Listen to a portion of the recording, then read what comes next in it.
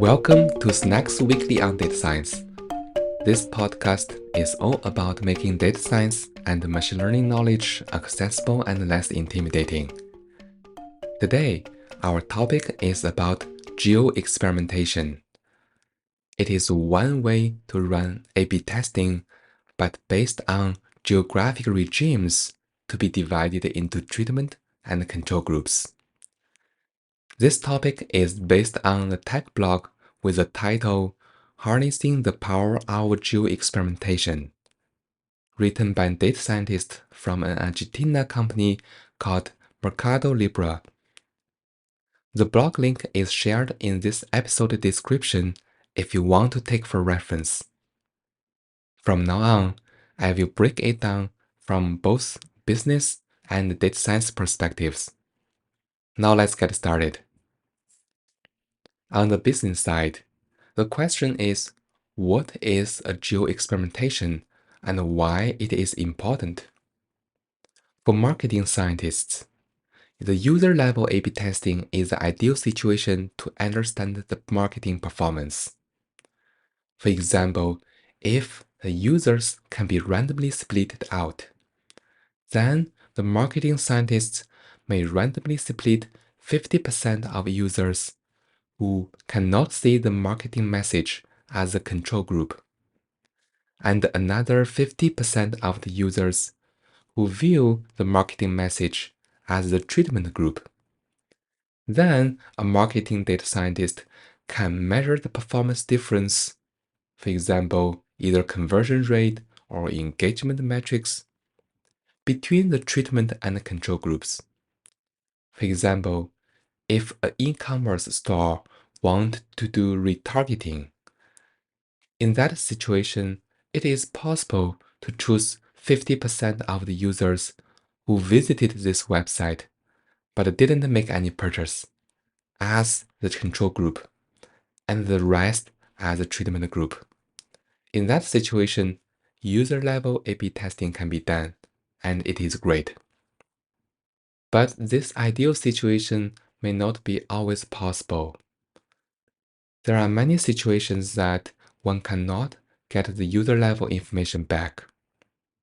For example, if a company put a billboard in highway, there is no way to decide which users can or cannot see this marketing message, because everyone driving across the highway could see that message. That's the reason many times the marketers they cannot rely only on the standard user-level A/B testing framework, but they need to think about the alternative way to run the marketing campaign and to measure its performance. That's where the geo experimentation comes into play. Geo experiments are like A/B testing, but they use geographics to define the control and the treatment groups rather than individuals or web cookies. In geo experiments, geographic regimes are divided into treatment and control group. The regimes in the treatment group are exposed to a specific marketing message, while regimes in the control group remains status quo, meaning they will not see this specific marketing message. The marketing message intervention happens for a duration of time, and then the response matrix is observed and measured.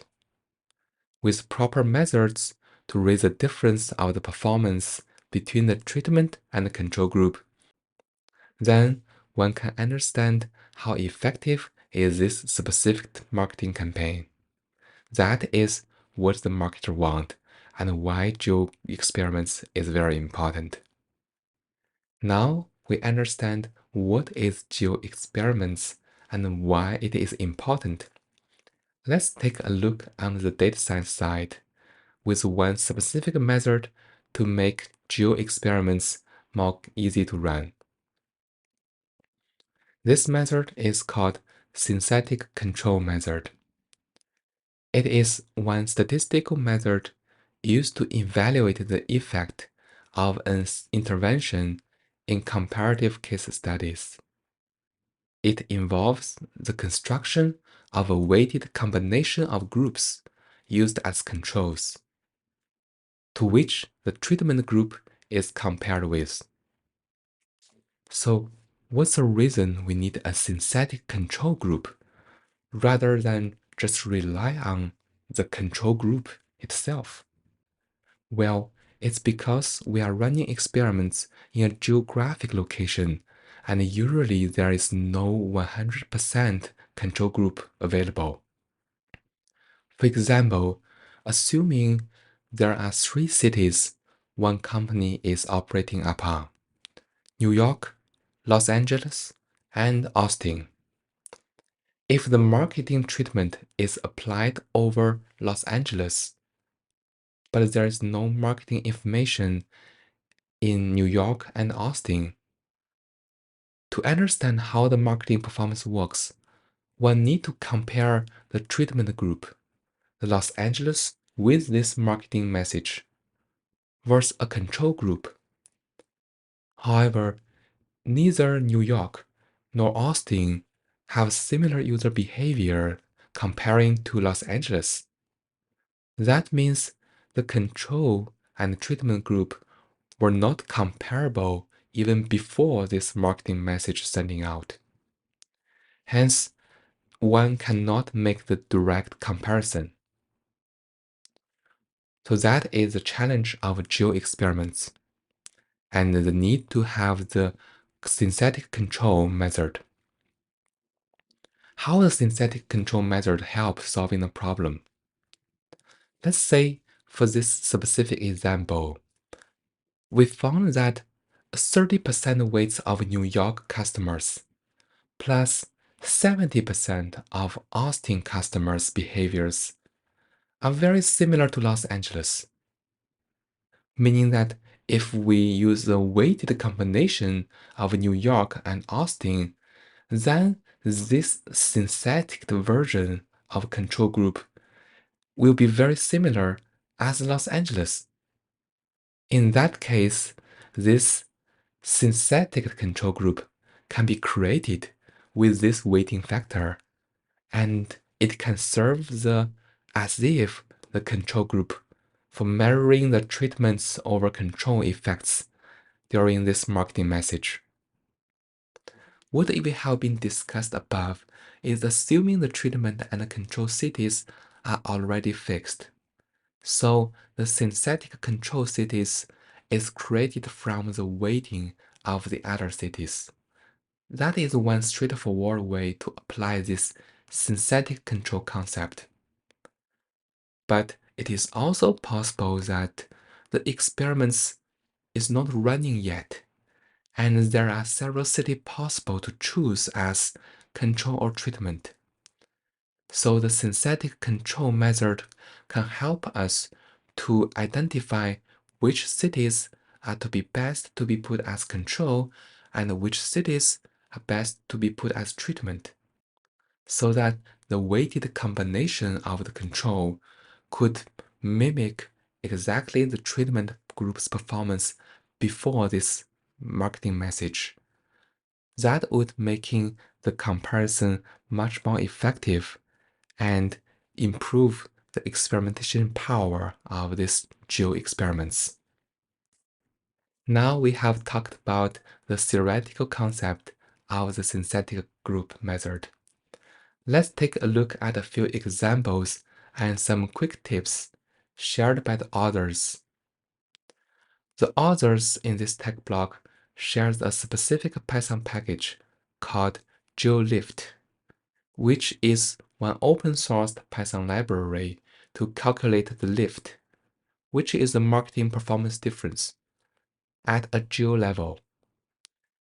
The blog explores various compelling use cases, including how to assess the incremental impact of a third-party medium contribution on app install, and evaluating catalog campaign performance in Brazil, and also measuring the investment elasticity in Argentina.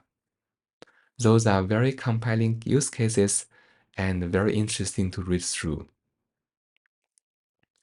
Furthermore, This author offers several practical recommendations for optimizing the use of its tools in conducting this synthetic controlled analysis. There are two of those which I find very important. The first one is trying to opt out for a higher level of geographical aggregation to prevent potential contamination results from user proximities.